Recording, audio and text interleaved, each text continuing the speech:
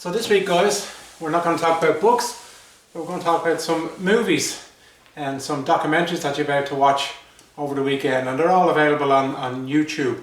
So we're going to look at three movies. One is a movie, one is a documentary movie, and the other one then is a documentary. The first one is called Breaking Away. It's a classic old cycling movie. It's set in America. It stars a very young Dennis Quaid. Movie's from about 1979, and it's about a young guy who just loves cycling, loves racing. He thinks he's Italian, goes around talking Italian, singing Italian, and has his poor old father cracked, especially when the father discovers him shaving his legs. He's wondering what his son is up to.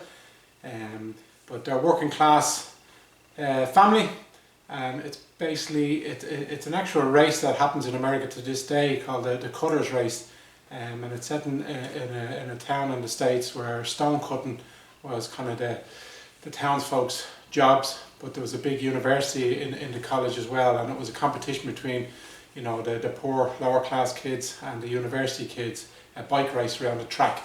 And the film is basically based around this kind of competition between the university kids and the downtrodden kind of kids, which the main guy in the movie is one of these lower class kids. Very funny movie. Oh, grazie, Tante Santa Maria. He's Dave Stoller.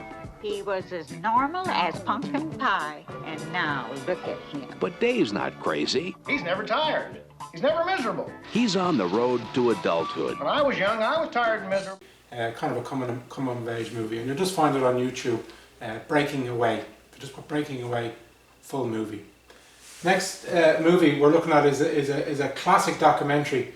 It's called A Sunday in Hell. So anybody who's been involved in cycling will have brought up on this movie as a kid. It's directed by a Danish filmmaker called Jørgen Leth, and it follows the 76 Paris-Roubaix, the classic over all the cobbles, the one-day classic over all the cobbles, and it's made in movie quality, but all the top riders are there: Eddie Merckx, Francesco Moser, Freddie Mertens, Roger de Vlaming, an aging Raymond Pouliador, who was still racing at that stage. He was nearly 40 years of age, but the quality is fantastic. There's a brilliant soundtrack, classical soundtrack following it, and if you want to learn a bit about cycling history, A Sunday in Hell, fabulous documentary to watch. Again, just type in A Sunday in Hell into YouTube, and it's the 1976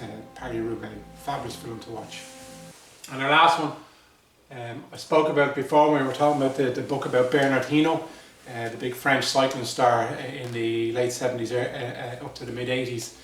Bernard Hinault, Le Blaireau, he was called, the Badger, was his nickname. He's a tough cyclist, one of the greatest ever bike riders.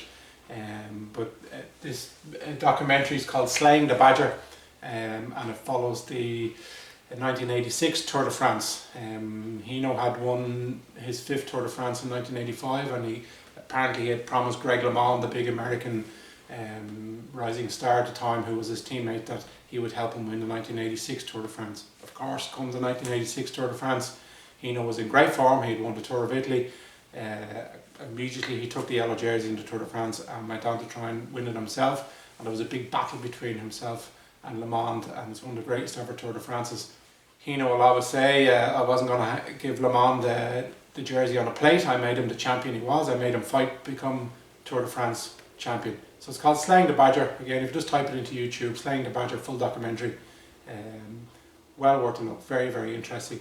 They interview the riders nowadays. Obviously LeMond and Hinault don't get on too well, so they're interviewing Hinault in Brittany, where he's from, and interviewing LeMond in America, and giving both sides of their stories.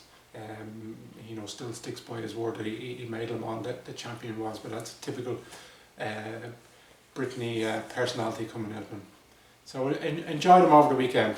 Okay, bye.